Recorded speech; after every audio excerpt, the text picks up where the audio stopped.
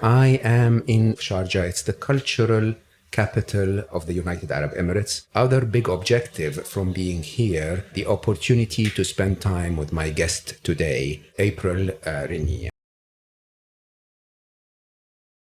It was an interesting combo in my 20s where I had lots of ideas and energy. Why are you calling me? Mom and dad just died in a car accident and you need to come home. And there was this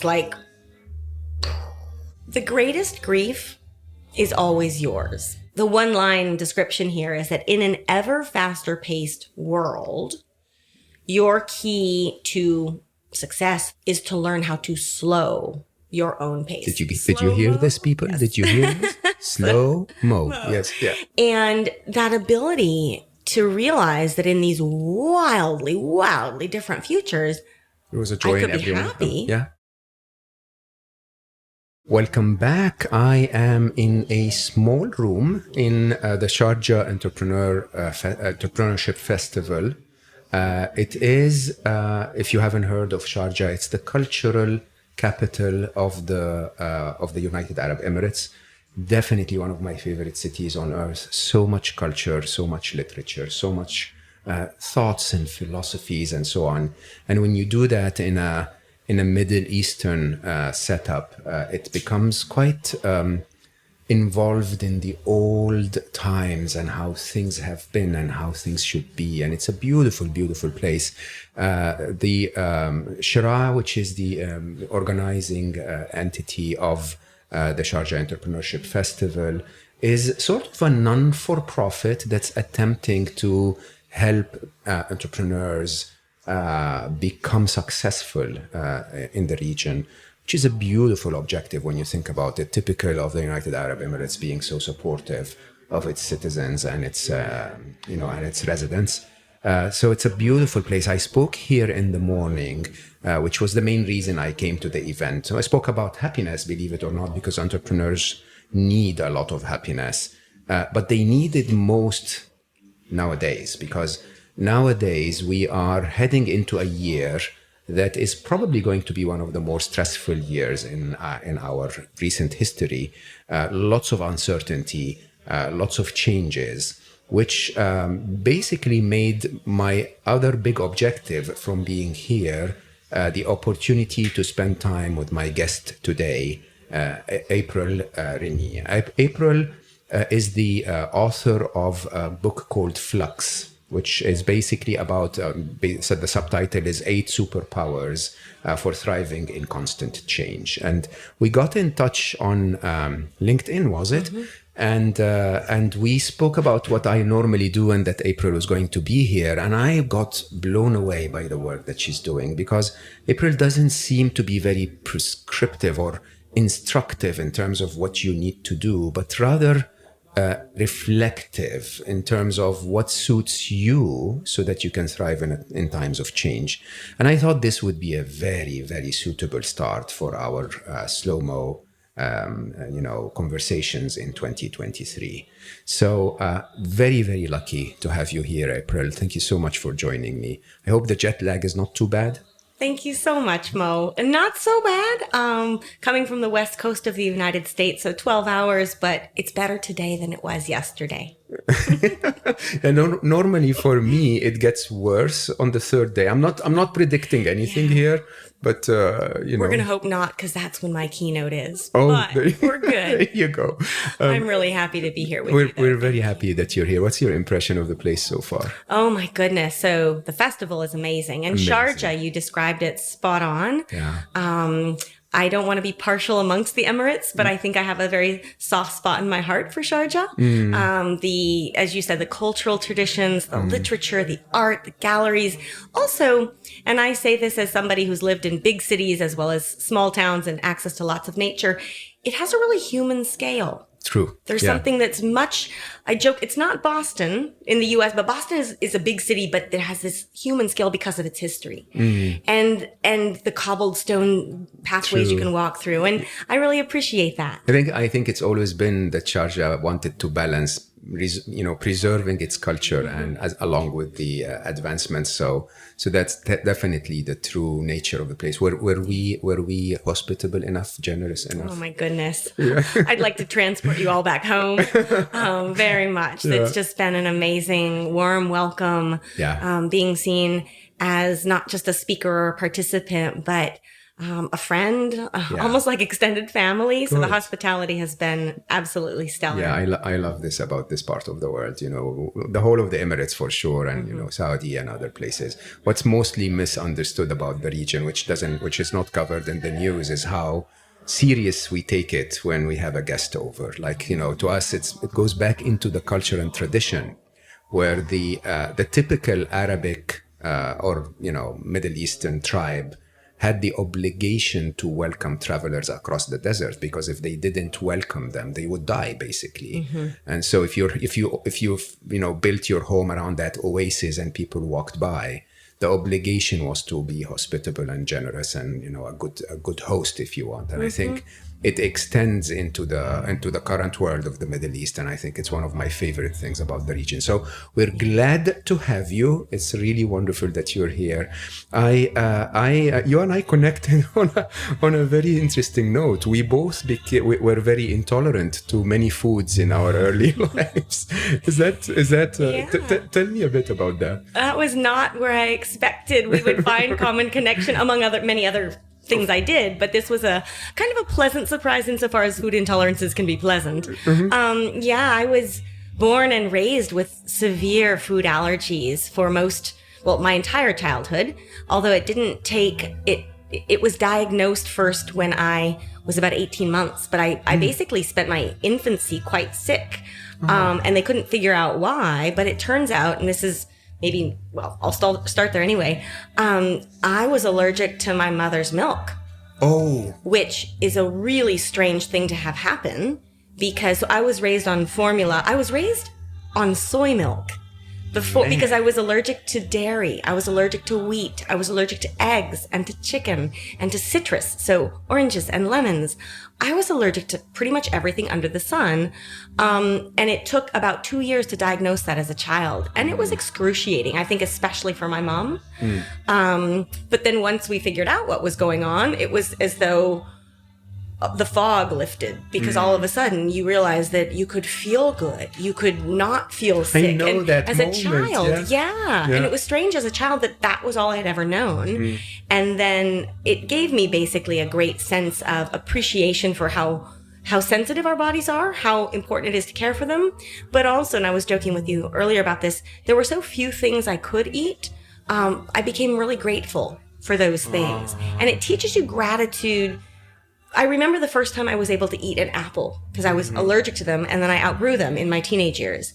And the first time I ate an apple, and just how sweet it tasted, and how I could, oh my goodness, it sounds so simple. And yet every time, the first time I got to try a blueberry, the first time I was allergic to chocolate and sugar and all sweets, the first time I tried an M&M, I was like in heaven. That's life. Yeah. That's it. It's funny though, because it resets your baseline. It's so beautiful that you speak about this, because actually it's one of the topics I constantly talk about is the idea that if you're able to eat chocolate, you take it for granted. You just don't recognize how much of a blessing that is. You don't recognize an apple. Like, do you understand that? Yeah. Very few people are allergic to apples. So, you just take it for granted. They're thrown away, thrown around you in all supermarkets. You look at them and you go like, nah, I don't like them. Yeah. Right? But the truth is, if you've never had the chance of experiencing this and you experience it for the first time, it's such a wonderful experience. You suddenly realize what a blessing it is to have those things. Yeah. I was the opposite way though. I had, my life as an executive was, I didn't know that I was allergic or intolerant to anything, right? But I knew, since I became a very, very stressed executive in my 30s, that when I was going on a flight, it would have meant a week of suffering until I got home, right? And every time I got on a flight, I didn't know why, but by the time I was 4 hours into the flight, I start feeling bloated and headaches and tired and so on. So I would tell myself, okay, that's it.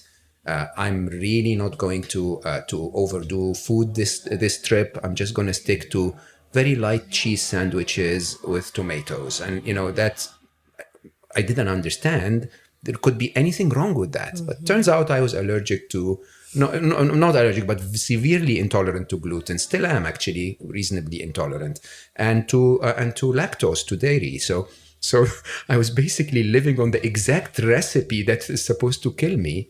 Exactly. And it's just so confusing, which I think is very much to the core of the way you look at life. It's life sometimes is so complicated and it's so multifaceted with so many parameters that you don't really know what's wrong, what's happening. And it's very hard to find your sweet spot, your balance.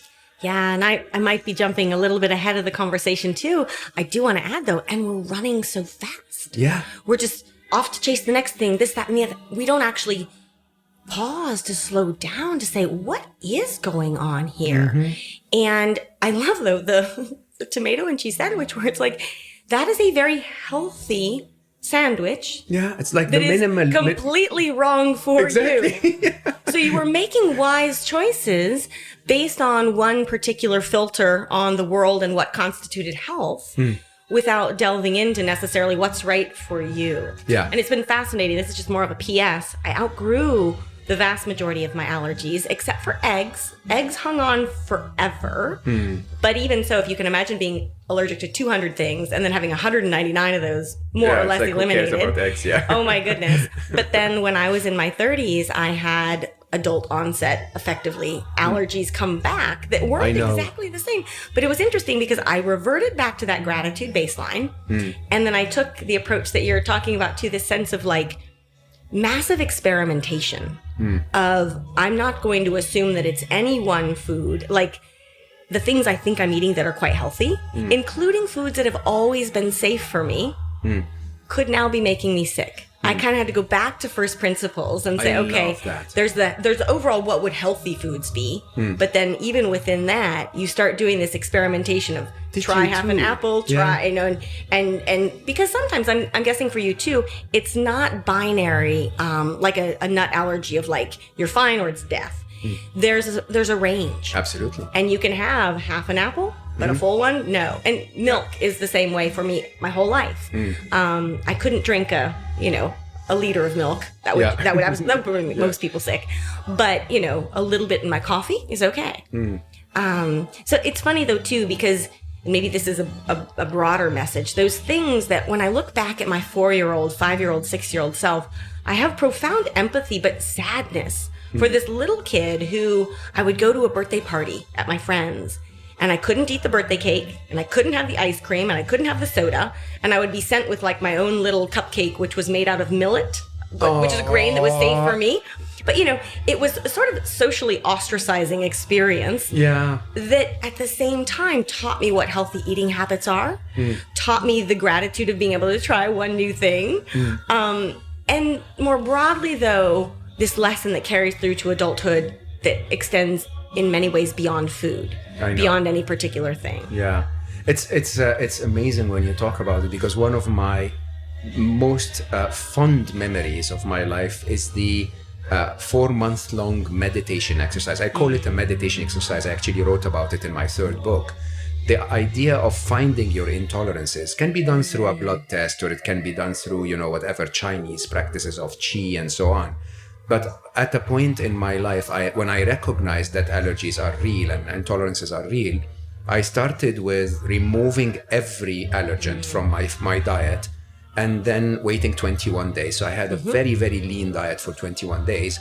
And then you'd start to add them. And I was, for example, allergic to peanuts. And I promise you, April, when I had the 3rd peanut, I would have a piercing headache, like a spear going through my skull, really, just because now I'm so, desensitized. I was desensitized to it, and now I can feel it, right? And that reflection and connection to your body is such an interesting customization exercise that no doctor's ever going to do for you. And despite the fact that I wouldn't eat so many of those things for 3-4 months, and I introduced them very slowly and so on and so forth, I believe it was one of the deepest connections I've ever had to my body. It was really, really quite empowering. Well, and I think the word detoxify is very apt. Yeah. Detoxifying your system. And you realize how many toxins, here we could say literal toxins and figurative toxins, you know, unhealthy people in your life and other things beyond food.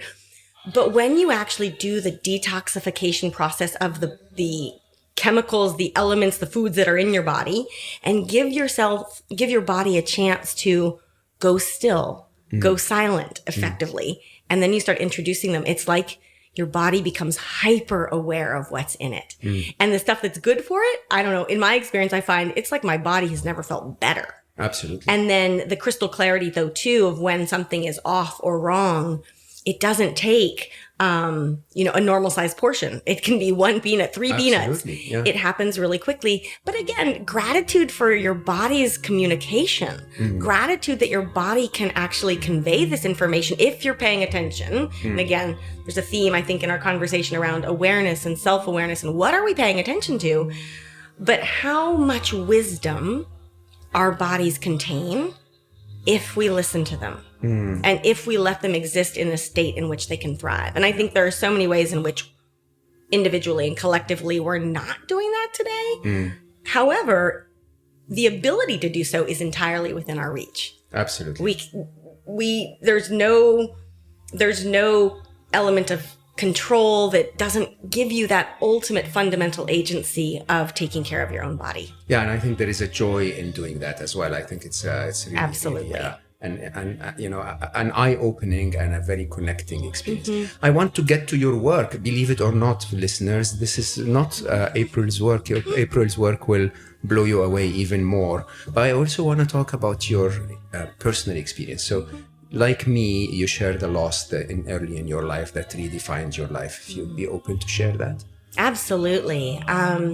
I welcome talking about it. I always have to give that caveat these days. I think that's so beautiful in our West, in most Western cultures, sadly, we've stopped being vulnerable, I think. And I think vulnerability is, again, one of the most beautiful ways we can connect. And when you shared the story with me, I feel I hugged you already. Like, I know you.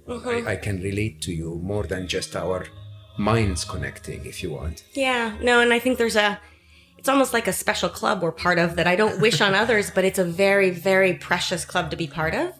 So my story with loss happened when I was 20. I was at university.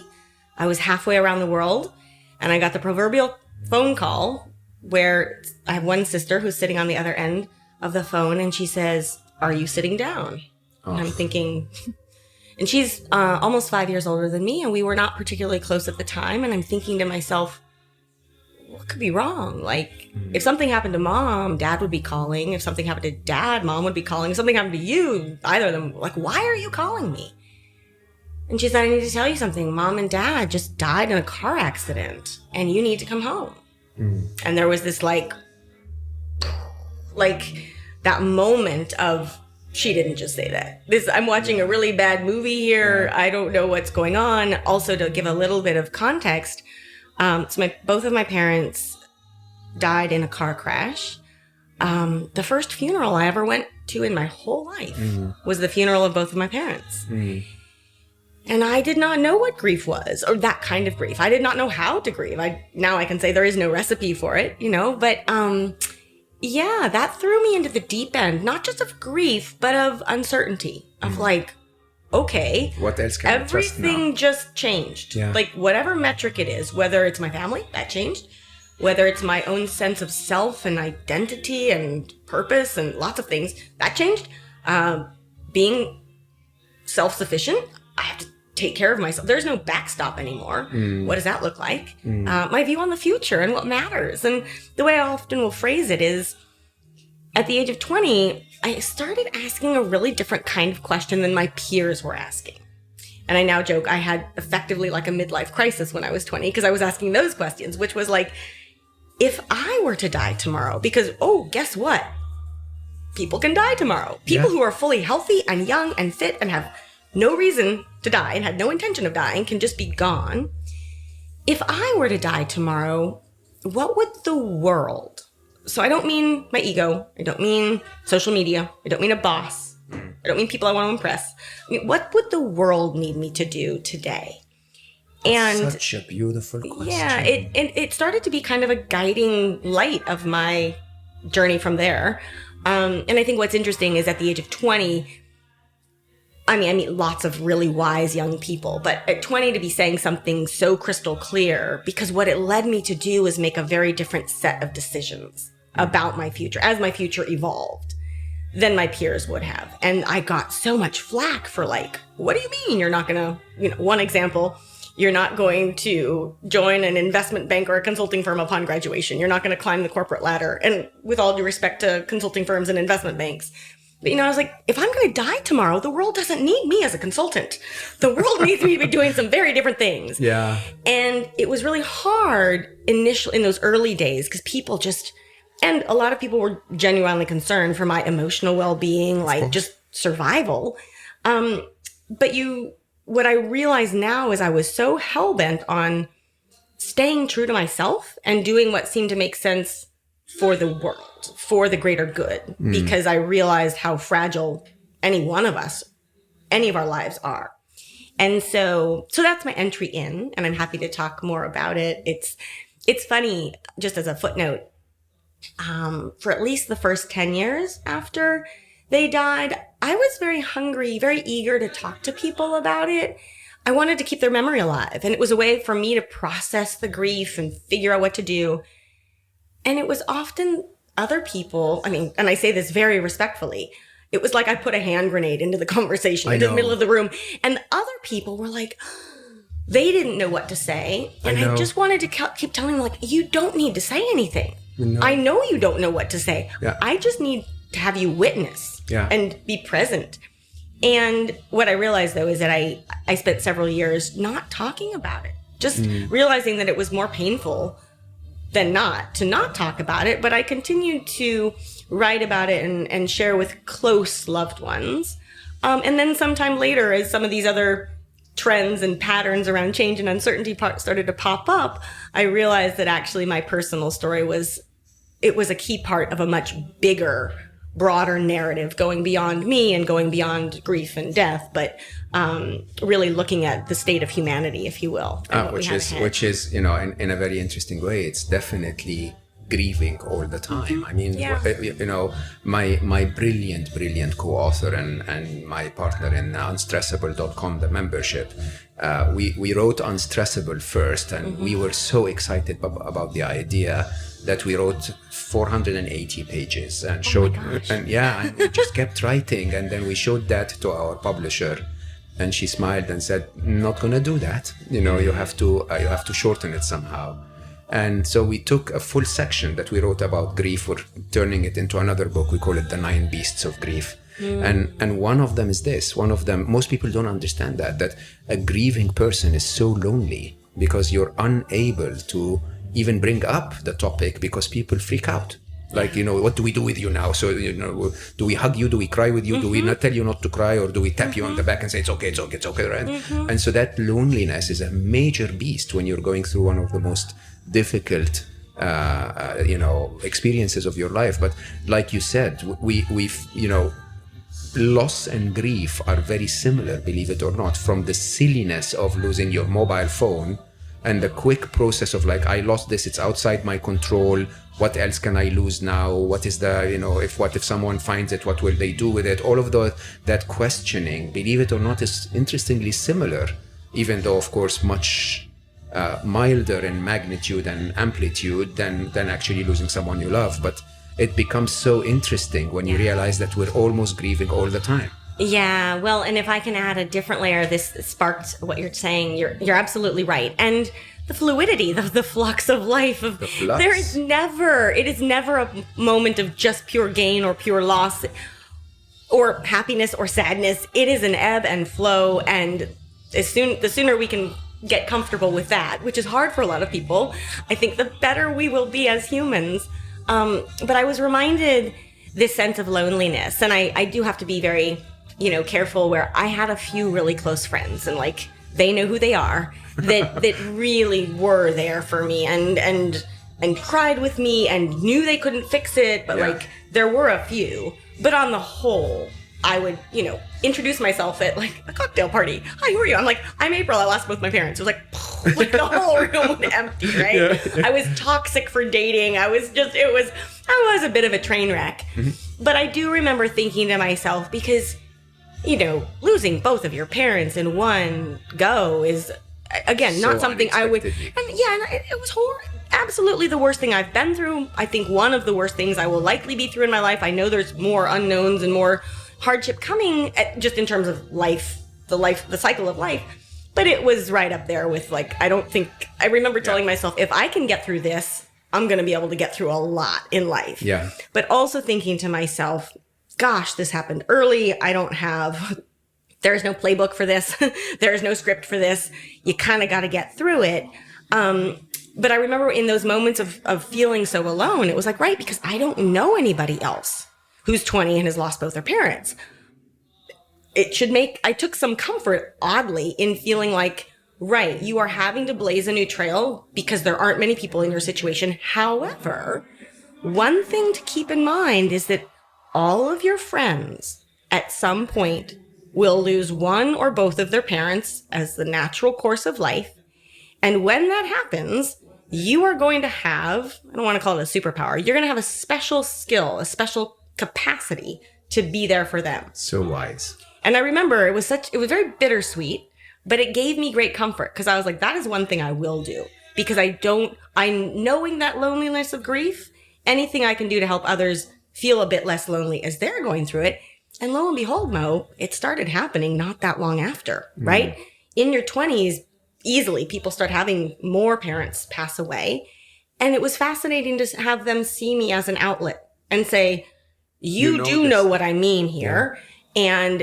And I wasn't afraid to say, I know there's nothing I can say that will fix this for you. But what I can do here is, again, witness. I can hold you. I can tell you that it won't be better overnight. But the analogy that I love to use is that when my parents died, and I think when anyone loved dies, it's like there was a piece of my heart that was shaped like my parents. It just got like ripped out, just gone. I know the feeling. Yeah, exactly. You do. And it's raw and it's bleeding and it hurts. And your heart is just like hemorrhaging. But then little by little, day by day, the scar tissue starts to build. It starts to heal. And then your heart will always have a hole the size of that person or those people, but it's stronger because it's had to reshape itself around them. And so it's that kind of stuff that I can tell others. I can't tell you how long it's going to take to get through that grief, but I can tell you that your heart will restore and be stronger ultimately. That doesn't mean you won't miss them. It doesn't mean you won't be sad at times. That just means there is a unique path for you forward. Beautifully put. Beautifully put. I remember vividly one of the pivotal experiences of my life is when Ali, my son, left the world. And in the first, of course, when they leave, you go and visit their grave. It's like the last very tiny connection you have to him, even though he was never that body anyway. But I went. And here in the UAE, Ali left our world in Dubai. So we bury people in the ground, and there is just a tiny stone that doesn't even have the name of the person on it. Mostly, I mean, some people add names, but mostly none. And so the first time, the day Ali left, I parked the car literally next to his grave, right? And or at least we parked the car where he came in, and then we put him in the ground and we left. I stayed next to him alone for a few hours and then I left. I came back the next day and there was another line. So I parked, but there was another line of graves between me and Ali. And then, 2-3 weeks later, there were 4 more lines. And then, 4 months later, when I go today, I can't even find it. I walk for a long time. And you start to realize, I call it personalization, that when we go through tough times, we think that the world has chosen us, singled us out from the entire world, and just, through that hardship on us. But, you know, when you start to count, everyone, like you rightly said, everyone one day will lose someone they love. It's just a fact of life. And so we might as well recognize that flux, as you call it, recognize that this is the nature of life. And, you know, hopefully nobody ever loses anyone they love, but that means that someone they love will lose them. You know what I mean? Exactly. It's just, isn't that interesting though, that if you have, if you have your hope of never losing anyone loved, but then you will leave at some point, you will still be that hardship, that grief for someone else. But you're just so spot on. Yeah. And it is the fundamental question of human existence. It's what it means to be human, is to go through these cycles of feelings and these cycles of life. And you feel that interconnectedness, and you realize, well, actually, one thing to bring up here a little bit is you might be familiar with a gentleman. His name is David Kessler. And he's grief.com. I remember being like, he's been on this grief wagon for a long time if you got the domain grief.com. But he co-wrote The 6 Stages of Grief with Elizabeth Kubler-Ross. Yeah. And I love the way that he has put it. He's become a friend over the years. Just, you want to talk about somebody who has a body of work on this theme. But I love that sense that we are in this together. We are part of a larger community. But he works with people who have experienced lots of different kinds of loss, right? Yeah. Of parents and siblings and children and all of this. And what he said to me once was, or what he has said often is, the greatest grief is always yours. Yeah. And I love that, because he's not saying it's better or worse. Because what I would get is, you lost both your parents. And I'm always like, whoa, I lost both my parents when I was 20, not when I was 5. And I know that sounds strange, but like, gratitude, again, it kicked right in for me, which was, yes, I didn't have my parents nearly as long as I expected, but I had them at all. I had them long enough that at 20, I wasn't living at home anymore. I wasn't, dependent on them exactly. As much. And it's just fascinating how that gratitude it plays through when you lose something or someone. It makes you all the more grateful for what you still have. Yeah. But if you can reset that baseline constantly, I think you're much better placed for life as a whole and all the flux that will come your way. I mean, if you don't have the blueberry, but you have the half apple, basically, you sort of remember that. April, so we normally say that death or the loss of a loved one, is like the biggest challenge ever. And yet, 2023, thanks to the mainstream media, they're saying we're going to have mega challenges. I mean, if you manage to handle the bigger ones, you're sort of chill like I am. But it's not a secret that it's not an easy year from what we hear. I don't know if it will be. It might be the luckiest year of our life. But, economic challenges, inflation, so many places around the world. There's uncertainty around geopolitics and war. And, some big companies have started to lay off people. There is stress and change and flux everywhere. How do you look at that? How do you look at a situation like what we're going through? Where does your method or does your approach come in? Sure. So let me connect what I experienced at age 20 with what's happened since to give you a little bit broader perspective on this theme of flux, and then we'll dive right into that question. So I realize now that my interest in change and uncertainty began that day when I was thrown into the deep end of what do you do when you don't know what to do?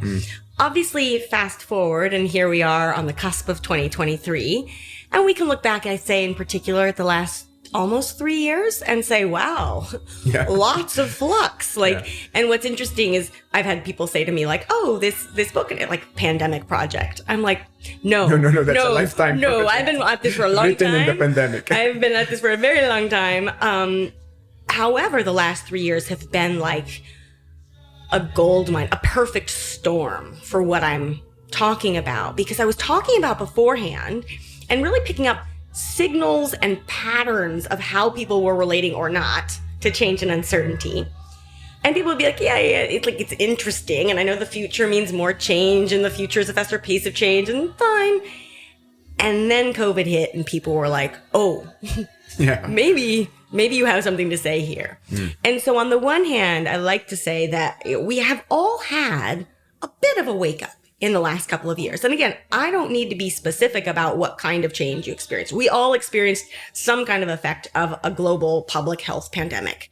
Lots of change there. But I want you to think about, and when I say you, I'm those of you listening, tuning in, personally, how did your life change? Relationships, well-being, definitions of success, whatever it may be. Professionally, what kinds of change did you have?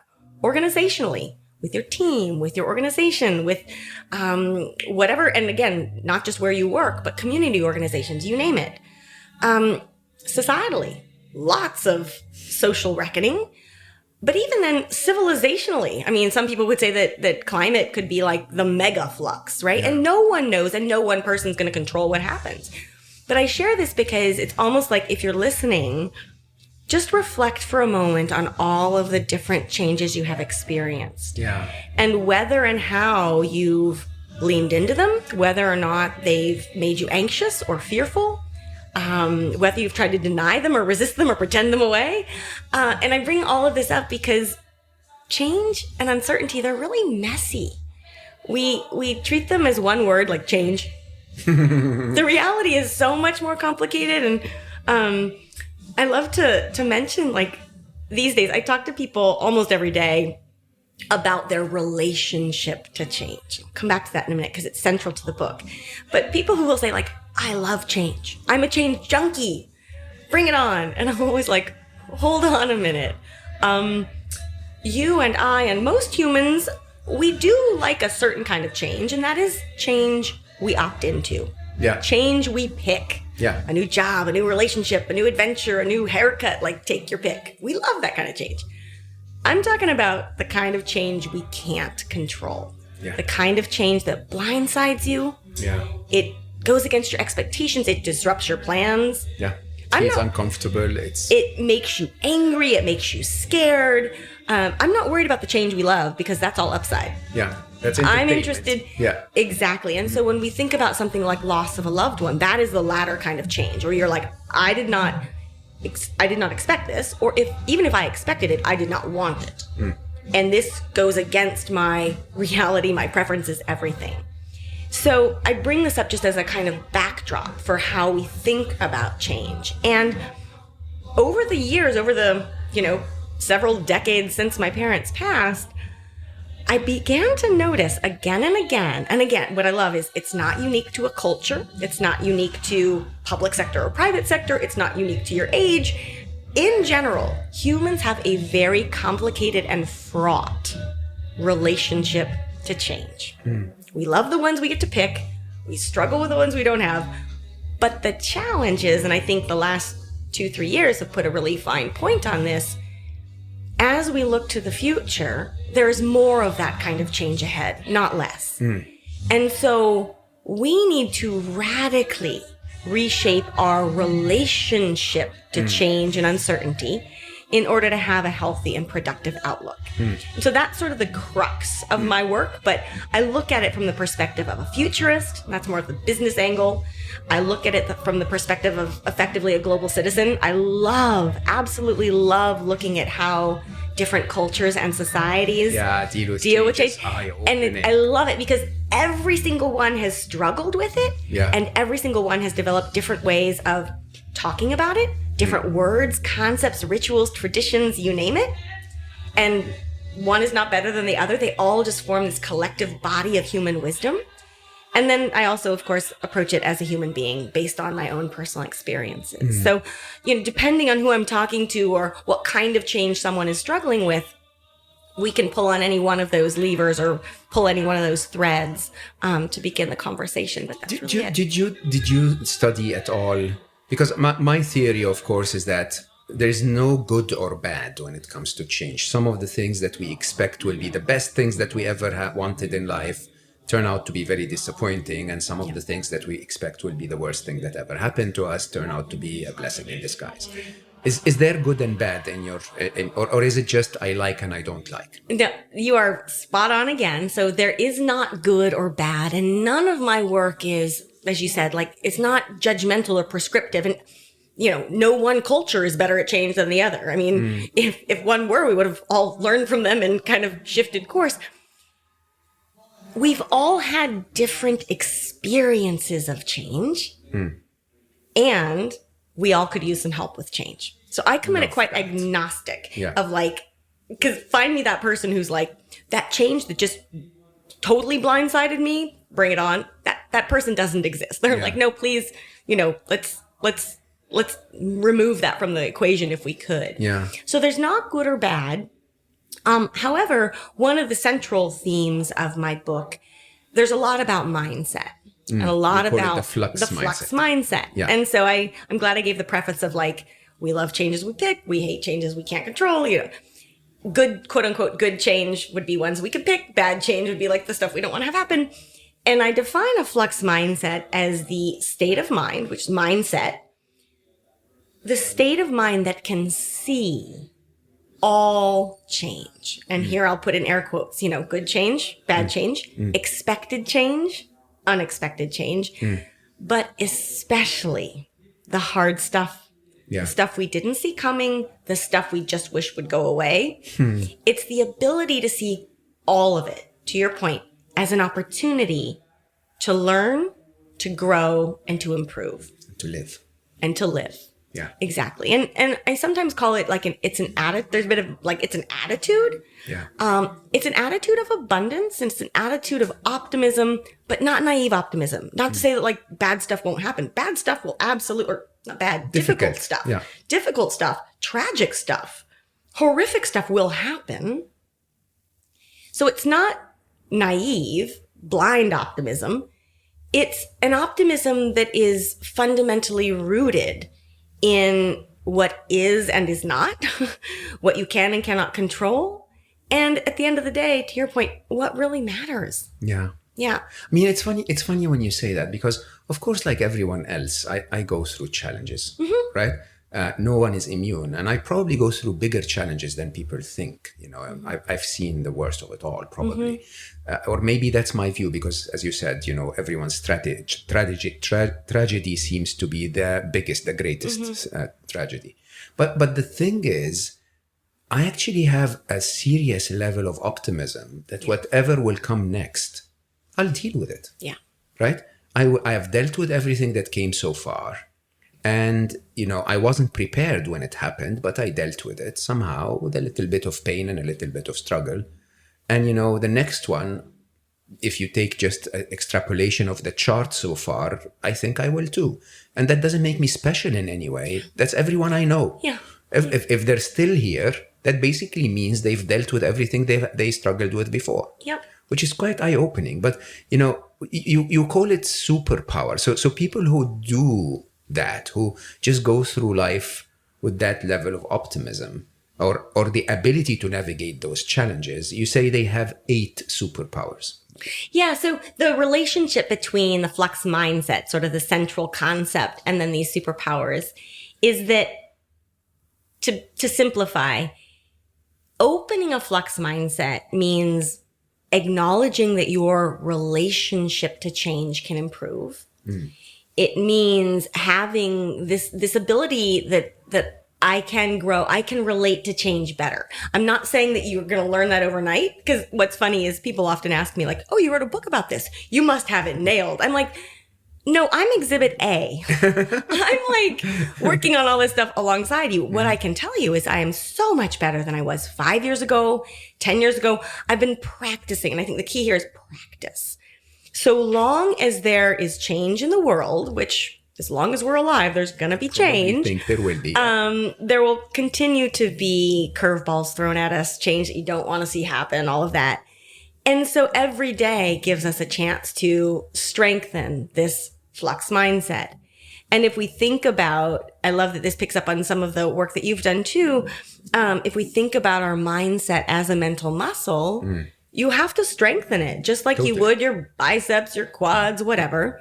And so when change happens, that particularly the change you didn't want to have happen, every day life is giving us opportunities to practice. Yeah. So the superpowers, opening a flux mindset that's not like rocket science. That's acknowledging like, whoa, okay, my relationship to change needs some help. Here are the ways in which I struggle. The 8 Flux superpowers are the practices, the disciplines, the skills, lots The of habits, terms. sort of, yeah. The quote unquote how to thrive in constant change. Because people say, well, great, I've got this mindset, I'm working on it. What do I do? Yeah. I was like, okay, this is where we start. And I'm always really cautious, or want to make sure that people recognize that I picked these 8 after, honestly, just decades of thinking and thrashing through what is really going on. But the 8, think of them as a menu, not a syllabus. Okay. So you don't have to do 1 before 2 or 2 before 3. You can work on just 1. You can try all 8. Usually there are 1 or 2 that whoever I'm talking to, they're like, that fits. that's what I need. And hopefully my goal is that there are at least 1 or 2 that make you go, not for me. And I'm not going to judge why. It's just that so much, even when you think about change and uncertainty, it's about stretching beyond our comfort zone into the unknown. And everyone has their threshold. Yeah. And a lot of what I do, like so much of what I do, is about helping people and organizations see change differently. And to see differently requires usually some kind of discomfort. So if you've got this, if you're like, ooh, that's not quite right, I'm like, perfect. You're going to get there ultimately. we don't need to go there now. Yeah. Exactly. Yeah. So if you want, I can run through all 8 or Let's list them, and then I'll pick my favorite 2 if you don't mind. perfect. Yeah. So I always have to let me give a couple more, not caveats, but just sort of round out the context before I dive into all 8. Each of the superpowers is counterintuitive and even contrarian in some ways. And why I say this, again, I want us to go back and think about the world that we were taught we would live in if we did all the right things. I think a lot of us, myself included, and I think a lot of it over the last century, more or less in the world at large, this belief that if you do X, Y will happen. I love that you say this so much. Humans can kind of control what's going to happen. I mean, here, my big complaint is even the term change management. Yeah. I say it respectfully. Change management is a tool in our toolbox. But the notion that we're going to manage change, engineer change, something happens, we are going to put it in its box and tuck it away. And I'm like, that's not the way the world works. Yeah. So when I say these are superpowers. That's the way consultants sell. Correct. So, but it's not the way it works. And part of my frustration as a futurist, more of the business side of things, and why I ultimately was like, I have to write this book, is I was being pulled into so many conversations about change management that were all about what are we going to do? But like, where's our strategy? Where's our plan? Where's our checklist? And yet, and here I'm jumping a little bit ahead, but it's appropriate. No one was talking about how they were seeing that change. And in particular, whether they were seeing a given change from a place of hope or fear. Now, that's not the only question, but that is a fundamental question. You and I could see this same change, experience the very same change, and you could be hopeful about it, and I could be fearful about it, and that would be totally legit. We're not talking about that. So here we are busy trying to set strategy, but not knowing whether the people around the table, figuratively speaking, are approaching this from a place of hope or fear. And when we do that, we put the cart before the horse. But we don't talk about things like hope and fear typically in the workplace. These things are stigmatized, they're woo-woo, they're whatever. So I'm trying to catalyze a different kind of conversation. And so back to the superpowers, what I always like to say is they may not sound like superpowers to you because you're like, that's the opposite of what I was taught, because we were taught for a world that somehow we could control. Yeah. These are all superpowers that will put you so much further ahead for a world in flux, for a world full of uncertainty, full of instability, unknowns, etc. So you know what makes me smile about this is, which is woo. The part that is woo is that belief that the world can be controlled. Yes. That's Yes. woo. Yes. Especially when said to us by, I lived in the corporate world for so long, and I would sit in those meetings and smile in my heart saying, okay, give them a couple of days. Yeah. Until the next spanner falls into a gear somewhere and something goes off track. And then they'll say, okay, more strategy, more control. And I'm like, all right, 2 more weeks and we'll see what happens. And truly, in my view, which I think is really relatable to your work, the trick is develop the skills so you can take every spanner out of the gear when it falls in there, right? Yep. It's not about predicting every one of them and managing every one of them. It's a skill. It's almost like telling someone it's a game of tennis, and all you need to do is every single time control the other player and make sure that the other player throws you the ball that you can, shoot back. Like, what is that? Exactly. Yeah. And this idea, or like, if it doesn't fit into a spreadsheet, it's like it doesn't exist. Change as far as I can tell. Yeah. If we can't measure it in numbers, it doesn't. And like, as far as I can tell, change and uncertainty, you just blew your model apart, like the world that we live in. But you're absolutely spot on. And in addition, building on what you just said, this idea that there will be a change, we will react to it and we will move on, versus there will be a change, and while we're trying to sort out that change, 10 other things will change. Exactly. So that what you're trying to solve for is constantly emerging and evolving and iterating, and you don't react to it and go back. And I think, after the last couple of years, a lot of people would agree that like, there's no going back. Like what was before has changed forever, but there's still this very strong thread. And again, it's a lot of a social and cultural narratives, again, not unique to one culture. It's quite pervasive in different formats around the world. But this notion that like, okay, got through pandemic. Now let's go back to, let's go back to what we know. No, I hope this doesn't sound too sobering, because it is an optimistic message, but I do like to remind people, part of why I'm so interested in this space is because the future looks more like the last 3 years than what came before it.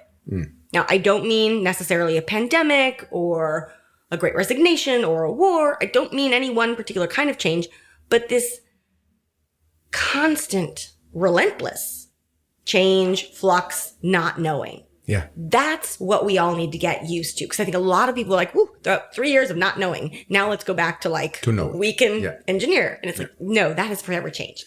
So just a very quick comment. I hope our audience are sensing the sense of chill that both you and I share around this. It's not like we're wishing for the world not to change. It's not like we have to be, given a world where it's easy. It's just that you can navigate it. Yeah. You can develop the skills to deal with it, which in my work on Unstressable with Alice, we talk a lot about anxiety, which is quite eye-opening when you think about it, because, fear and all of its derivatives are centered around a possible threat or challenge in the future, right? So, fear is a moment in the future seems to be a little less safe than this moment. Anxiety, surprisingly, is not about the threat. It's about my ability to deal with it. I feel anxious when I don't believe that I can handle the change that's coming, right? And what we teach is that, there is one of two realities there. One is you can't, right? Or the other is that you actually can. And the way to know that you can is that you've handled things before. But by the way, if it proves true that you cannot handle the threat that's coming or the challenge that's coming, you might as well start working on yourself and developing your skill for it, and the anxiety will go away. So anxiety is not about removing the stress. It's not about removing the challenge. It's more about building your strength. Yeah. So that when it comes, you can deal with it. I love this. And it's a perfect segue. I know I still need to get to the 8. We'll get you there. But it's spot on, because what I like to remind people as I'm kind of teeing up the superpowers also is that, on the one hand, these are not typically taught at business school. They're not usually in a classroom. They're not part of management curriculum. They don't require, respectfully to technologists, they don't require any technology or an app or anything. But the beautiful thing is each and every human has everything they need to develop them. And so to your point, this idea of if I can't deal with it, I can get started on being a little bit better at it tomorrow. I can practice every day. It doesn't mean perfection. It doesn't mean mastery overnight. But this notion that, and this may be a separate conversation for another day, but we have so much human wisdom, innate wisdom back to our cells and detoxifying, but it's been buried by a lot of different societal forces. And I often, I'll say, I know you've mentioned some of this in your work, not just advertising, but like consumerism. Correct. Yeah. Little bits of capitalism, not that capitalism itself is bad, but like current flavor of like more. We can get into that. And and then social media, which disconnects us in many ways from ourselves. And so much of what I feel like I'm doing, even with the superpowers, it's not just, you can think of it as learning how to develop these superpowers. You can also think about it as unlearning all of these habits and practices that haven't served us very well because they're fit for a world that doesn't exist. I love that. And so when you think about it from the perspective of unlearning, it's like you gotta let go of a bunch of stuff that's not working. And all of a sudden, what does work becomes much clearer and it's much simpler. And it's not, I always joke, it doesn't take any technology, it doesn't take any money. These are free, free superpowers. Who wouldn't want those? And they will help you for every day for the rest of your life. Okay, so I think our listeners are now like, okay, if you don't tell me, I will die, right? So from the top, I will list these in order in which they show up in the book, but I do like to remind people, you can read the book backwards, go to whichever one you like first. So the first one, actually, you've already channeled it a little bit. I call it Learning How to Run Slower. Ooh. Now, this is all about anxiety, My favorite and burnout, but also making wiser decisions. And so the one line description here is that in an ever faster paced world, your key to success, thriving, well-being is to learn how to slow your own pace. Did you hear this, people? Yes. Did you hear this? Slow mo. Yes. Yeah. And what I love is we can talk about this in so many different contexts, whether it's burnout, but whether it's leadership. Totally. And how do you, when do you make your best decisions? When do you show up for others? When do you feel most alive? When do you have new ideas? Not when you're running 1,000 kilometers an hour. Absolutely. It doesn't happen. Absolutely. So we can dive, and again, I'll just put these out there and then we can figure out which ones we'll dive into next. The second superpower is called See What's Invisible. And this is all about how do we identify not just our blind spots and our taboos, but how do we discover, they've always been there, new sources, new opportunities, new insights, new sources of value. There is so much how we have designed today's systems to think about and relate to change and uncertainty leaves all kinds of insights, all kinds of opportunities on the table because effectively they're invisible. I'm just going to use one example. If you can't measure something in dollars and cents, we don't see the value in that. And yet you think about the things that matter most in life, particularly when it comes to navigating change and uncertainty. Things like trust and love and compassion. Those matter, but we don't measure them. We don't measure them and we don't know how to value them. The irony is the moment you try to put a monetary value on something like trust, you've just lost that trust. And you think about platforms that have tried to monetize and it's like never goes well. And I think when you call them invisible, it's spot on because the reality is that you may have trust, but you don't recognize it, you don't acknowledge it until it goes away. So when it goes away, you suddenly go like, there was something here that I really valued very much, but when it was here, you were not counting on it. You were not counting it into your blessings, basically. Yep. And we're going to come back to that theme in just a minute. But I also do want to just point out, when I say invisible, it's always a little bit, it can be a little tricky because I always have to be very careful in saying some of what I'm talking about is extremely visible to people who are looking. But we've designed, and you think a lot about this. This shows up, and I'll speak here from more of a U.S. context, social justice. How systems are designed for inequality. Systems are designed to benefit some people and not others. And when change hits, the people it's designed to benefit are fine, and the people that are not. Sadly. And I bring this up simply to say, not invisible per se to people who are really paying attention. But what's lovely is that when change hits, those things that were, quote, invisible, and a lot of this does have to do with things like privilege, right? The privilege of privilege is not noticing the privilege. Say that again. the privilege of being of privileged. privilege Yeah. is not noticing How privileged you the are. privilege. Yeah.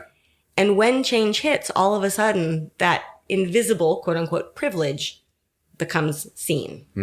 And we've had that happen, I think, around the world in different ways in the last couple of years. But I want to tease out the nuance of invisible because I'm very cautious and just to do and signal the right thing. Yeah. That people who have been paying attention aren't necessarily those who are on the front page of the news.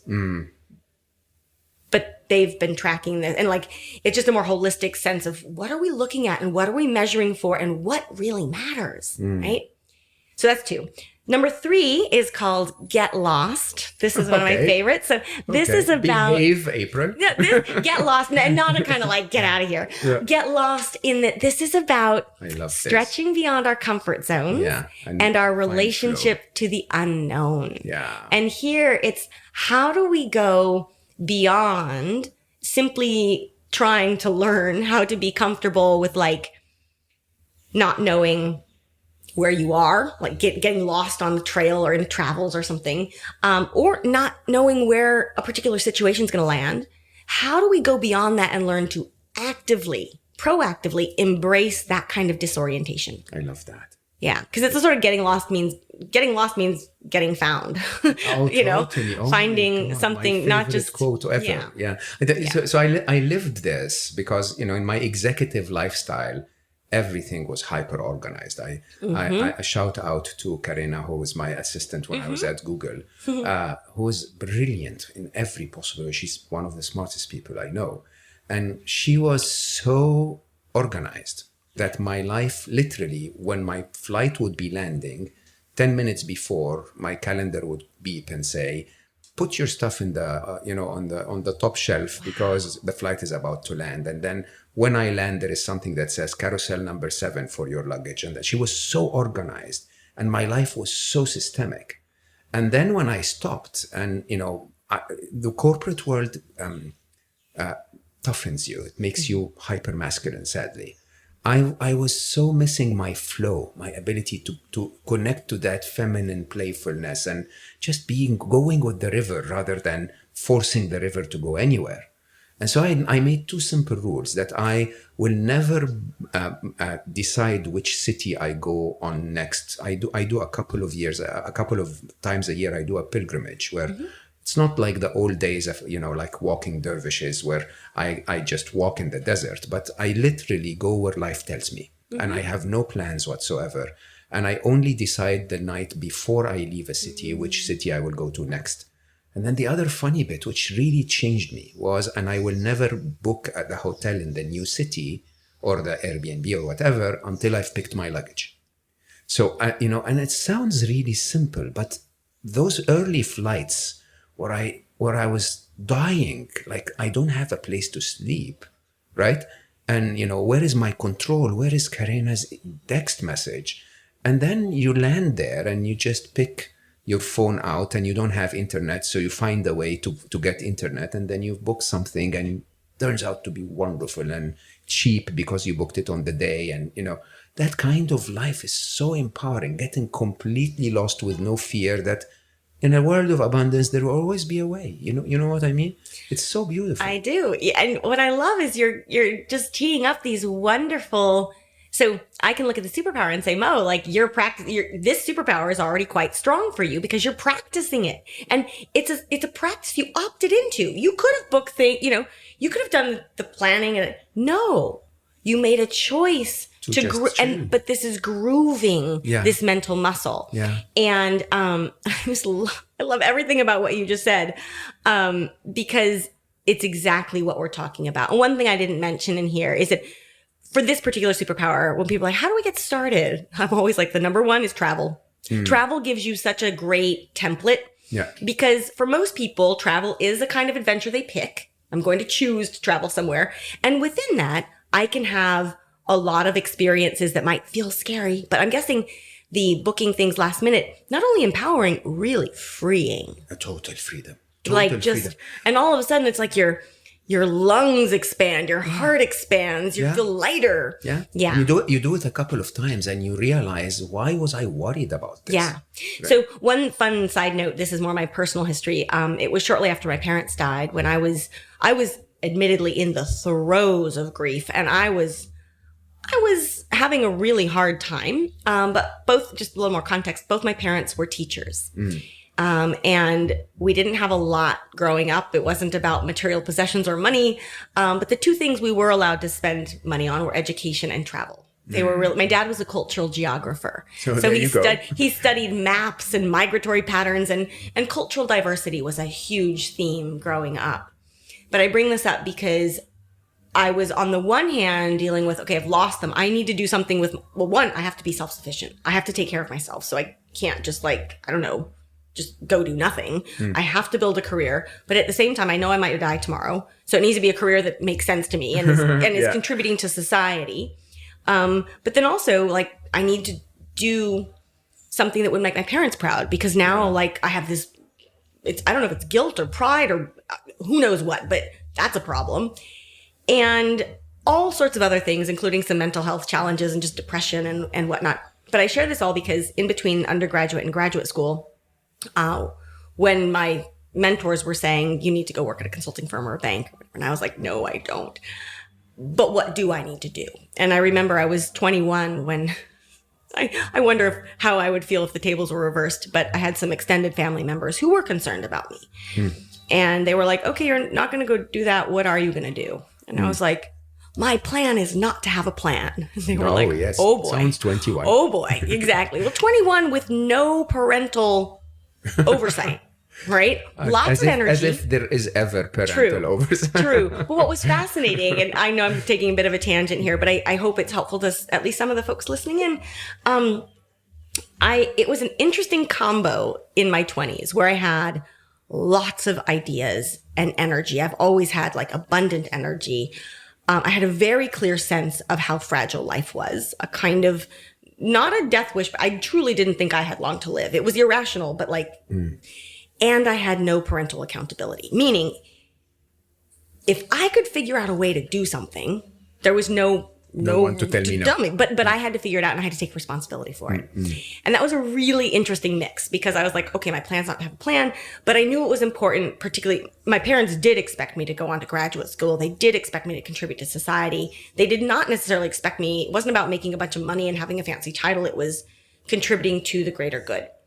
But I realized how little I knew about the world and so education and travel. And I was like, I don't know what I'm going to do, but I do know that I want to see more of the world and find a way to travel and find a way to understand, how does the rest of the world live? Yeah. And so long story short, I spent 4 years without a permanent address, with a backpack. This is pre-Airbnb, pre-smart. I didn't even have a mobile phone. Yeah. This was nothing. This was getting off the bus and having the grandma be like, you look interesting. You're a single young female. You'll stay with me. I was just going to say, and you don't even look like me with a beard and a muscular No, I'm the build. young blonde who's like, you must be lost. Speaking of get lost. And actually that's the intro to that chapter is the story of me in rural Romania shortly after the Iron Curtain comes down. Yes. Bukovina. I don't know if you've ever been to Bukovina, these painted monasteries, backside and beyond. Yeah, beautiful. Yeah, this was back when there were dirt roads. They were not a UNESCO heritage site, but I had read about them in my art history class, and I was going to find my way there.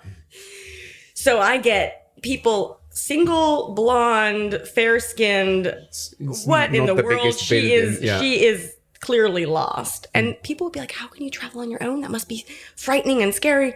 What they didn't realize is what they saw as a liability, being young and female and solo and foreign, was my greatest asset, because grandmothers in particular across the board were like, you have to be lost. Yeah. Here, come in. Yeah. Let me take care of you. Let me feed you. Let me show you around. I had families open their doors left, right, and center precisely because I was solo and female. That's so which is fascinating.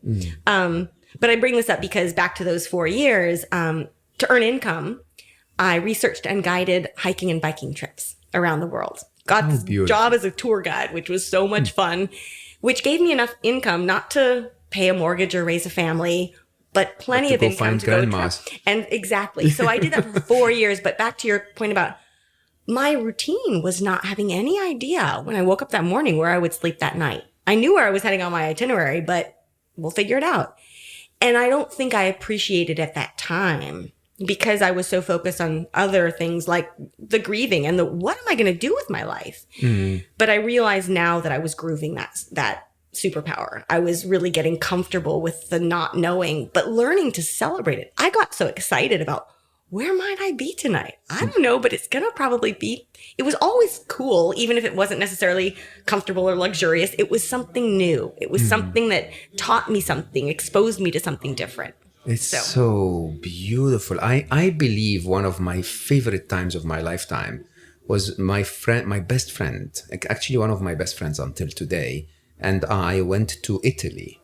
We didn't speak a word of Italian other than non capisco l'italiano, which basically, I don't know if I'm saying it right anymore, but it means I don't speak Italian. Non capisco italiano. And then we booked a train ticket that allowed you to get on any train across Italy anytime you wanted. And basically we don't know anything. So if it was time to sleep, we would book destinations. We would just get on a train that is 7 hours or more away so that we can sleep on the train and then pop up the next morning in a place you have no idea what that place is, right? But they still had amazing coffee. They still had Italians, which are like the most wonderful humans ever. Yeah. And, on day 3, it just became a habit. You knew what you were doing and you got met with people and you chatted with them. And just, what makes you the most afraid, that uncertainty, ends up being the ride of your life. Exactly. Uncertainty, the ride of your life. Just remember that for 2023. Yeah. All right, let's keep going. Keep going. Yeah. I know this is wonderful. Well, we have all made it day. through 3. I will give a shout out to Italians as well because amazing humans. Yes, and I have a particular. I actually during that time I had a Fulbright fellowship for 1 year in Italy during this time of massive uncertainty, and it is a language that I speak, and there's no place that I'd rather though the getting lost there. And the Italians doesn't matter. 3. You speak 3 words? That's awesome. The funniest thing is people would walk into the train at 6 a.m. So they would open that compartment me and my friend had, and they sit down and they start talking to us, and we would say non capisco l'italiano, we don't speak Italian, and they would continue speaking. It's no problem at all. They're happy you're there, and thank you for visiting, and like all good. And you could pass it for being. I could do Italian. Yep. This is so kind of you because I think they're handsome. So thank you so much. Very nice of you. For sure. But back to hospitality, it's funny because Italians, but also I will say here in the UAE, like it's just I could pass as an Emirati as you could certainly, but that sense of like getting lost isn't as scary as you make it out to be. It's the fun of your life. It really is. So moving on, you channeled this earlier. So the 4th, made it through 3, run slower, see what's invisible, get lost. The 4th superpower, which I call the superpower, I'll come back to that, is start with trust. So this is about how we nurture relationships and navigate change together. And I call it the superpower because as far as I can tell, we can debate this, as far as I can tell, when it comes to navigating change well over time, no one thing matters more than trust. And when I say trust, you can think about this. When you're dealing with change and uncertainty, I need to be able to trust you, other people. I need to trust that the sun is going to rise tomorrow. Yeah. I need to be able to trust myself. Yeah. That if I don't know, I will learn. That if I learn, I will share. That I will put one foot in front of the other. That this will have doesn't have to be a solution or a resolution, but that this has a future. This has life. And so, start with trust. And, but it's so interesting that you say start with trust. Right. Start, because most of us don't, right? Correct. Most of us start with doubt. Well, and we get into not just the self-doubt, which is often the biggest hurdle of all, but also how in today's society, we have designed so many of our systems, our institutions, entire sectors around the basic assumption, mistrust, the basic assumption that the average individual, and that's the key, the default. What's the default? If you don't know somebody, do you trust them or not? 100%. Default is no. Yeah, but the system says no. Yeah. Absolutely. Yeah. I am of the belief that there are bad apples here and there. I'm not going to be few. naive. There are more really good humans than there are. Absolutely. And yet we're living in a system that is designed to stamp that goodness out. And so actually there's a section in the chapter on what does it mean? What does it look like? Start with trust is the superpower. But what does it look like to design for trust? Yeah. Design from trust. Design. And again, It's so beautiful. what's interesting is you break the default, you reset the default. Yeah. And you treat mistrust as the exception, anomaly. Yeah. not the rule. Yeah. And it changes everything. But you see, this is the beautiful thing, is because when you design for it, the way you describe it, it shows up in your life more. So even if there are very few bad apples, when you're dealing with the world from a point of view of trust, those bad apples are less likely to show up in your life. The ones that are trustworthy show up in your life because of what you're advertising. Because what you're bringing, exactly. Right. And I always tell people, it doesn't mean that you won't get burned. Yeah. It doesn't mean that this will work perfectly. But what it means, two things. One is we just throw out so much goodness. Yeah. When we start with mistrust. So you get all of the goodness back in, but also, and this might sound a little bit existential, but at the end of the day, how do I want to have lived my life? Showing up, seeing the good in people, or showing up being like, nobody. And so even when you get burned, because it will happen from time to time. Yeah, but you monitor for it as well. Don't be naive, but don't pre-assume, right? Precisely. Yeah. And also you have this, you do attract more of that goodness into your life, but you also start to see when things don't work out as you expect. Again, you have this ability to see it as part of there's a bigger backdrop, a bigger narrative, that there's an opportunity for growth right here. Yeah. But yeah, and this is fascinating in the book and stuff. It goes much deeper, but like when you do a kind of audit of how trust or mistrust shows up in your life, it's really eye-opening. Yeah. And really revealing, because again, just like hope and fear, this isn't something we talk about that often. We're taught, don't trust strangers as a kid, and then you grow up and all of a sudden it's baked into your psyche. But then you start realizing, like, what are my mechanisms for understanding trust? Do I start with trust or mistrust? Like when you meet someone new, do you tend to assume that everyone is untrustworthy until they do something positive to earn your trust? Or do you assume that everyone is trustworthy until they do something foolish to fall out of your trust? There you go. But we don't normally, and that's a cycle that's running in our brain all the time, but we don't realize it. Yeah. And so a lot of this. For me, I think it goes even deeper. I always refer back to one of my dearest friends, a gentleman called Sam, who is a shrewd businessman. Like he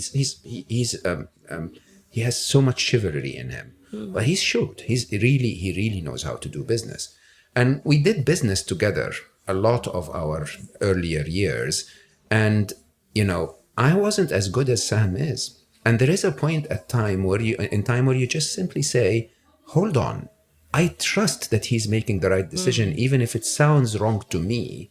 But obviously he has enough references in our experience together to say, he finds the right opportunities, he invests properly, he does it properly, and so on and so forth.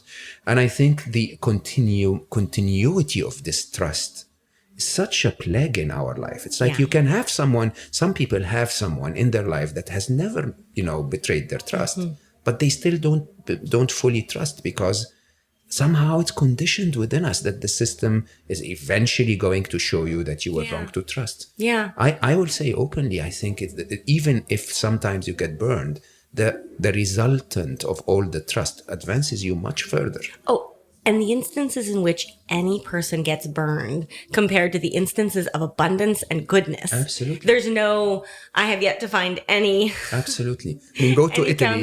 If you don't trust that, go to the train in Italy and see how wonderful everyone is. Avoid the north a little bit, but yeah. But the goodness of people, again, because of system design, so much of that remains. And this is where, so going back, I said each of the superpowers are independent. They stand on their own, but they do enhance one another. Like you start to practice one and you start to see the others a little bit differently.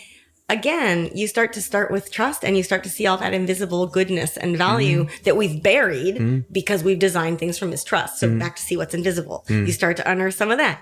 When you run slower, you start to pick up, all of these things that we haven't been seeing because we've been running so fast after 1,000 things. Because, when you run fast, that tends to be a signal of fear. That tends to be where mistrust kicks in. I mean, they're kind of related. Yeah. Anyway, let's keep going, because I actually think of all of the 8, as I was looking more and more into your work, of all 8, the one that first came to mind was actually the 5th one. So the 5th superpower is called Know You're Enough. Oh, yes, absolutely. You are enough. Which is, and it's both YOUR and YOU''RE. This is about our obsession with more. But more fundamentally, our quest for true happiness. Yeah. And here the punchline is, and I go into the history of like this obsession with more, not just more money or more power, but more likes, more clicks, more clothes, more cars, more everything, is not how humans have lived for most of human history. It is very much, and not to say we haven't had inequality or people with more and with less. That has existed over time. You've had kings and whatnot. But the idea of more, and that your value is tied to how much you have, is a very modern phenomenon that can be traced in large part to the advent, you'll like this, of consumer mass marketing. Completely. And so I start to unpack that because for me, I'm looking at all of this through the lens of change and uncertainty. And what happens when change and uncertainty really hit? The more you have, the harder it is to pivot, the harder it is to actually redefine what really matters. And the way I describe this superpower is that when you're always after more, you will never, like categorically, I don't like absolutes, but this is an absolute, you will never find enough. Yeah. By design, it can't work because what happens when you get more? You want more. Yeah. But when you know you're enough, so YOUR, your point of what I define as your point of sufficiency and harmony, satisfaction, which includes knowing that you are enough and that you always have been since the day you were born, despite all the garbage that social media and the news and society at large feeds us. When you know you're enough, you will immediately begin to see abundance. So beautiful. So that was the one when I was looking, I was like, we could probably have a conversation just on this. For a few hours on that. I mean, the truth is, you're so spot on. And actually, in times of uncertainty, when my lovely daughter, for example, will say, Papa, what's going to happen, right? And I basically tell her, baby, there is so much that we can live without in life, So, and that's not because I was successful. I'm not as rich as people think at all, but because I gave a lot away. But the idea is, I can assure you, those T-shirts that I've upgraded now to $12 T-shirts instead of $4. There you go, right? But I could probably extend their life by another year, and I could definitely, live with so much less. And I think what's happening in our modern world is people think of disasters when they talk about economic, crises coming up. Worst case scenario is that the economy will go down to what it was 2017. People don't realize that, right? And it's just because we're unable to say, but it was wonderful in 2017. It's just like we want one more. And I'm not going to be able to get my bonus this year, so I'm not going to go on vacation. But vacation is really not it. And I think people, even if you lose your job, and even if there are some certain things in life that matter. Other things you're just used to because of how you're conditioned to want more and more and more. It's crazy. It's exactly your point about the delta between events in your life as it is minus your expectations of them. And it's like, if you have an expectation of more, which nobody, to your point, is and we are not born into this world demanding or expecting more. It's taught. Yeah. We are learned. Yeah. And we learn to think this way. And so again, back to the unlearning, we can also learn to unlearn, but it's hard because the societal forces, it's deeply ingrained today. But again, this focus, just consumer mass marketing, we can date it back to the 1920s. It's roughly 100 years old in its current form. That is a blip in terms of overall human history. Yeah. And to say that we can totally get it back, we can design something different, but it takes the self-awareness and then also the will to do things differently. But it's funny too, because I even researched the etymology of the word enough. Like, where does it come from? And it's fascinating because across multiple languages, that for most of human history, the goal was to have enough. Yeah. Which is not too much and not too little, right? Not too little is a different situation, and that is not what we want to be at either. But I love two things. One is, for most languages, the word enough is rooted in the word or the phrase, the meaning to carry. So enough was how much you could carry. For you, and however you defined it, right? You and your family, but like that was enough. Yeah. Because more than that, you can't carry it. It's not going anywhere. It works against you now. And what I love, just bringing back a different theme we were talking about, is travel. Yeah. Oh, Do you want to travel with more than... No, you want to have a piece of luggage that contains your t-shirts and your underwear, like just enough. But anything beyond that is excess, and you do not want Absolutely. it. But 23 you also kilograms. Exactly. And you also don't want to not have a winter jacket, should you need one. But you only need one winter jacket. You don't need 10. Yeah. But it's fascinating because this whole notion of to carry. Yeah. And where did that go sideways, right? Yeah. I always cite the fridge as a turning point. Once you had, until you had a fridge, you just had, bought Fresh what you food need for that day, the day. couple days, right? And you could never plan further than that. And then suddenly now you have a fridge and a freezer and an extra freezer. And, and the funny thing is, honestly, I tell people, don't think back to the 1920s. Just think back to 3 years ago, 5 years ago. Life was okay. What's wrong if I return back to 5 years ago and lose the progress? Parts of it were better. I don't want to say better or worse, but there was a certain kind, certainly. Ago, Yeah. I mean, I remember with my wonderful ex-wife when we got married, I remember vividly by the 26th of the month, there wasn't enough to eat, and we would go visit our parents, and, it was wonderful. Or, we would eat the leftovers, and life was so, and I can do that again, I can skip a couple of meals. It doesn't have to be more and more and more and more and more. I think it's so inhuman. It's enough is plenty. Yeah, more than plenty. I love that. Yeah. Enough is plenty. Yeah, more than plenty, I swear. And there's a Yeah. All right, so keep going. 6. Yeah. 6. So this one is unique in that it is, of the 8, it's probably the most practical, tactical. And it's all about your professional journey. So the 6th superpower is what I call create your portfolio career.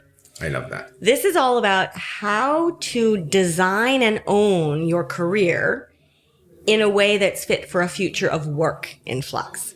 Oh. And this really gets into the shape of our careers. And I think many of us, myself, I'm guessing you to some degree too, not your whole life, but at some point, we were taught that success in a career looks like a ladder to climb. A linear path to pursue to ever higher plateaus. And I'm not saying that's good or bad. I'm just saying that's one option, but it is an option that is working for fewer and fewer people. And right now, in a world in flux, and here you can think about this individually, Great Resignation, layoffs, people redefining what success really looks like, work-life balance, whatever. You can look at this organizationally, HR. You can look at the fact that it's never been easier or cheaper to build your own venture, to earn income in more ways than ever. And so all of a sudden you go, wait, career ladder? So the way I describe this is that the successful career shape of the future looks less like a ladder, doesn't look anything like a ladder to climb, and more like a portfolio to curate as an artist or an investor would. And so then we get into what does that look like to curate it? And I know already you have a portfolio, a very rich and robust portfolio. But this really, in this chapter, we start getting into issues that are more about your identity as well. Yeah. And how identity is in flux, but also this definition of oneself as what you do and just how unhelpful and inaccurate that is. Yeah. So anyway, I bring this up. again. So I think I'd like to make that point clear, because most people will, if you look at it as a ladder, the only thing you can do is to try to stick within that ladder. While for most of us, there are other skills that we have that we never really, focus on or give enough attention and time to, because we are focused on the ladder. Yep. It doesn't mean that you leave the ladder necessarily, but you can use your 6 p.m. hour instead of binge watching Netflix after work. You can use it to do something else, or to try something else, or to learn something else, and build that portfolio that basically is more fit for what the future is going to look like. And it's fit for different kinds of combinations and iterations. And, I always like to remind people, and you're spot on. Sometimes people think, oh, wait, is this like anti-job? I'm like, no. Your job is absolutely part of your portfolio. It's part of the portfolio. It's not the whole portfolio. This is not about going and everyone being their own boss. No, like there's a part of it that can be that. What it's really getting at is that the traditional resume or CV, which is how we judge a lot of people professionally, reflects only a fraction of who you are and what you can do. And often, in my experience, not even the most interesting parts.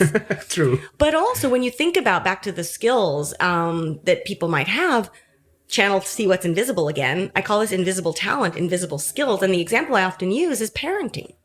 So parenting skills, not typically on your resume, right? For women, at least in many parts of the world, that's a ding. You do not want to communicate that you're a parent, because then... And yet, parenting skills are super skills. Yeah. For so valuable. Conflict management. Yeah. Time management. Stress budgeting, management. stress, you name it. Human connection. And yet they're completely invisible from the hiring process, from how we look at what we can do professionally. And so a lot of this, your portfolio is just, it's so much more than your resume. It includes a much fuller reflection of who you are and what you can do.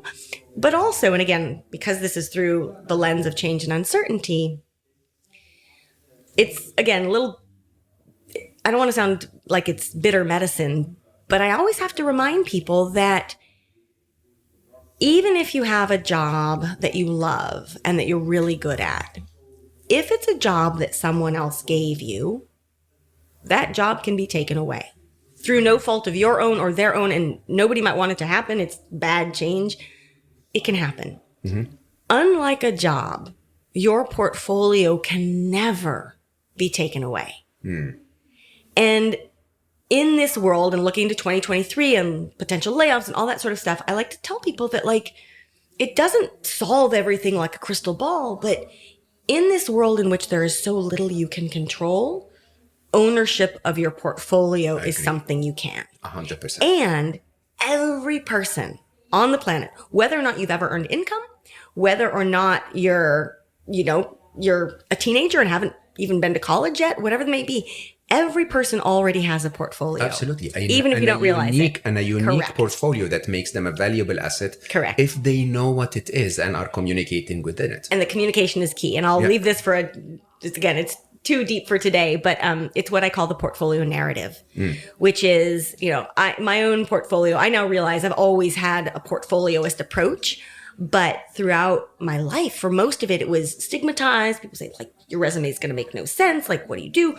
Because basically, I've been a lawyer. I've been an investor. I'm a certified yoga teacher. I was a hiking guide. I was, I've done all of these. I worked in water and sanitation and financial inclusion. And people be like, wow, you do this and this and this and this. What do you do? Right? And now I realize we didn't have language for this. But what's lovely is, as a cross-pollinator, pulling on all the different pieces in my portfolio makes me qualified to do more than I would if I just had the straight line. Absolutely. I bring this up simply because everybody has this, but the key is my resume, just to use me as an example, depending on how I communicate that narrative, I can look totally scattered, like she just can't even hold a job. Like, what is she doing? She's all over the place. Or it can look like, wow, 1 + 1 = 11. Yeah. And she's walked us through it. And so for people, everyone here, to know that crafting that narrative and connecting the dots for others, that's key. And that will make you often the best qualified candidate because... Absolutely. Yeah. I mean, my personal experience is when I joined Google X, it was at the time for Project Loon. Project Loon was that high altitude balloons that were going to offer, internet to the whole globe, basically. And, I made a very conscious choice in my career where I basically said, I'm going to focus on emerging markets for as long as I can. It's where the impact is, where it makes a big difference to people. And so when X was looking for a chief business officer, there were probably 100,000 people in America that would have fit the job more. But Loon was very big on the portfolio. And I was one of the very few that knew emerging markets very well, had an extensive, in-depth telco experience in my life, was a techie myself. So I wrote code and I understand all of that, but also a businessman and completely aware of that new world where Loon was going to serve. And so my entry was not because I was the best possible chief business officer, but it was because of the portfolio. And the portfolio is what makes you unique, if you think about it. Yeah. It's incredible that you bring this on. And I think when times are tough, when we're in flux, I think the idea is you need to really look deep into your portfolio and see what parts of your portfolio are fitting for what's coming up. Yep. Right? Correct. Exactly. Number 7. Number 7. Okay, we can go through the last two, I think, pretty quickly. I don't although think, maybe not. I don't think know. you and I can do that. So the seventh superpower is be all the more human. Now, this one gets at, there are a couple different angles to this, but the main one is it's about our relationship to technology. Yeah. And the tension we face in that we're spending ever more time with our devices. Yes. And yet ever less time with one another. Right. And again, lens of change and uncertainty is simply that, and I say this respectfully, I mentioned to you earlier, I was born and raised in San Francisco, Silicon Valley, in the back door. Like, I'm very comfortable. I've worked with a lot of technology companies. I am not anti-tech in any way, shape, or form, but I do see it as a tool and not as a holy grail. And my concern is that the more devices we have in our pockets, the more apps on our phone, the more, and again, this is a very subtle, but very powerful mental cycle, feedback loop, which is technology can solve our problems, but technology can solve change. So change happens, pull up my app, and GPS, okay, it can help, or Waze, it can help you get from point A to point B. Fine, that is solving kind of change of traffic. But when capital C big change hits, the people with more devices and apps who are more of the technology will solve it are actually the ones who struggle more.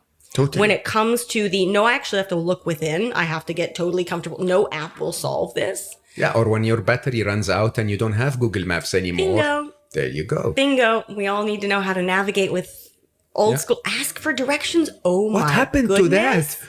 What happened to that? It's like, stop. Go in the store, buy a Coke. It might mean engaging with a human, but guess what? That's good for humans and humanity. Yeah, and for you and for everyone. And learn it. Yes. Yeah, absolutely. Yeah. So that's the 7th one. And then the final one is the 8th Flux superpower is let go of the future, which before people would say, wait, as a futurist, you can't even say that. How dare you? I will not clarify, but give a little more context around this. Fundamentally, this is about our relationship to control. Yeah. So when I say let go, I do not mean give up. I do not mean failure. I mean letting go of outdated beliefs and assumptions on a lot of different metrics, how the world works, what really matters. And also, and I joke with my editor, if they'd given me more space in the title, I would have said this is letting go of our obsession with wanting to predict and control the, in quotes, future, because there is no one future, but rather many different possible futures that we are all contributing to every day. Remember the word singularity. There you go. I think we're in a place where, I find that incredible that people don't see this. Life is not a journey. You don't plan up front and say, okay, with all of the money I have right now and the availability of flights and all of this, I'm going to be in the Maldives on that day from this to that, and I'm going to eat this in the morning. And that's not life. Until life happens. Yeah. And then you're like, oh, not that. Exactly. Life is a quest. It's Christopher Columbus getting his crew on a ship and saying, okay, let's take a couple of steps forward, stop, reflect, see what's going to happen. Yeah. And then, respond to that. Yep. And this echoes a lot some of what you were saying earlier, the difference between predicting. And again, as a futurist, I just got so frustrated. Any person, futurist or not, who tells you they can predict X, Y, or Z, that is a signal that they cannot. Exactly. It's a really easy filter. Yeah. But it's not about predicting any one future. It's about preparing. Exactly. For many different possible ones, none of which are them. likely to happen as they exist. But what will happen is one thread from this one and that one, and Yes. they're like, oh, I imagine that happening. And I'll just bring this back to a personal story which relates to happiness. In the aftermath of my parents' deaths, where I'm sitting there going like, I have truly no clue what my future holds. Whatever I thought it held, I thought it included parents, whether it was a career or this degree or beside that, it was like all of that just kind of melted. And long before I knew what scenario planning was or futurism or anything like that, as part of my grief process, I started walking myself through, I just have no idea, but hey, let's try to map out what are some of the different ways your life could turn out. And at that point, maybe married, maybe not. Maybe kids, maybe not. Maybe living in my hometown, maybe living halfway around the world. Maybe going to grad school. Truly, it was just this blank canvas. Yeah. And they all looked wildly different from one another. And then I tried to walk myself through, in each of these scenarios, could I be happy? Oh, I love that. So And it was fascinating because I was 21, 22, and I was just raw. And I don't know what possessed me to go through this exercise because I hadn't read about it, but it was like how I was trying to make sense of this blank canvas, which now felt both very scary, but also to your point, if I could get myself there, it was empowering and freeing, being like, you can write your script. You have to take responsibility. You have to take care of yourself. But there's no one, you have to answer to yourself. Yeah. And that ability to realize that in these wildly, wildly different futures, There was a joy I could in be every one of them. happy. Yeah. There was joy all of in a sudden everyone. I was like, I'm going to let go and let life happen. Because I think the more I try to say it's going to be this, but not that, the more fraught, anxious, sometimes sad I'll feel. And so again, you realize that letting go for a lot of people sounds, by its nature, it sounds scary. Yeah. But in fact, it's the fear of not knowing. It's the anxiety of not being able to let go. Letting go is actually Freedom. one of the most empowering, freeing, and powerful Totally. skills we can have. It's where real power lies, so to speak. Which when you really think about it and realize that you're almost always okay. Unless there is a disaster in your life, you're almost always okay. Correct. The reason why you're not happy is because you're disappointed that this okay is not the okay that you wanted. Yep. Right? And if you're open to, hey, by the way, there are 14 different threads or every possible combination between them, and I can see happiness in every one of them. I can see how I can enjoy that, that configuration. There's no disappointment. Yep. Provided that you're okay, then you're okay and happy. And the one that I'll just give a hark back to, the superpower that I mentioned of trust. Trust Even life. if crisis hits, if you have one trusted relationship in your life, even if crisis hits, you're okay. You're gonna be okay. You're okay. I love that. And you're not facing things alone with no trust is just extraordinarily hard. Because you do feel like you're on an island. But it's not about that other person being able to fix the problem. It's knowing that you have human connection and that you can put one foot forward, and that, again, not to sound too trite, but the sun will rise tomorrow. There will be another shot at all of this. And let go of the rest, because it's just gonna make you miserable. So there you have it. I cannot tell you how much I love you. You're wonderful. You really are. You brought so much. You're so generous, and it's so timely. Honestly, I mean, I'm gonna make this our opening podcast for the year. We have a few rewinds. My favorites from last year that we probably by now have already played, and then I will ask people to really listen to this a few times. April's book, Flux. 8 Superpowers for thriving in constant change is phenomenal. I advise everyone to take a look and read it. And I would ask you to take the next weekend. I don't know where you are, when you are, to just consider which of those are you going to integrate in your life in 2023, to go slower, to see the invisible, to get lost people, to start with trust, to know you're enough and that you are enough, to work on your portfolio rather than your job or whatever life has given you, to be more human, and to let go of the future. Let the future become your journey whenever it's unfolding. Cannot thank you enough, honestly. It's such a wonderful conversation, and you're such a wonderful human. And I am so grateful that you came all the way here. I'm going to work with my contacts here in the Emirates to make sure you don't leave, so that we have... No. I'll be back. I'm going to come back. I love it here. It's really I love wonderful. it here. And for all of you listening, I don't know what to tell you other than I really advise that you go back and listen to this one more time, but also read the book, because April puts tons of very relevant stories on how to include those in your life.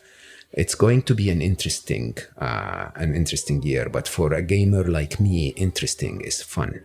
For a gamer like me, interesting is when you put your best self and just engage fully and play the best game that you can play. But I can promise you, we're going to be fine. It's just that we're going to have to learn how to navigate that change, not to survive, but rather to thrive. And I hope that you see that as your strength, April. Yes. Any last words? Yeah, actually, I love that. I didn't mention this before, but the word flux is both a noun and a verb. So we need to learn how to thrive in constant change. Flux as a noun means continuous change. As a verb, it means to learn to become fluid. So we all need to learn how to flux in this world in flux. And I was just going to mention, for people who want to learn more, articles, snippets, what were those 8 superpowers? I would love, please read the book. But you can learn more also at fluxmindset.com. And I've made a lot of information available publicly there. Fluxmindset.com. And do get in touch with both me and April and tell us what you think. I think this was a wonderful conversation. I'm really, really grateful for your generosity. Thank you so much, For all of you listening, remember when I asked April what the 8 superpowers are, and she started by saying slower, go slower, because life is so fast. And I will remind you, if you were to include any of the 8, you want to include the idea of being slower so that you can include the other 7. Life is so fast for us, and we don't ever stop to reflect on what we need, what life is sending our way. We don't reflect on our strengths and what we can do with them. So yeah, remember, whatever you're doing this week, there's always a little bit of time to slow down. And I love you all for listening, and I will see you next time.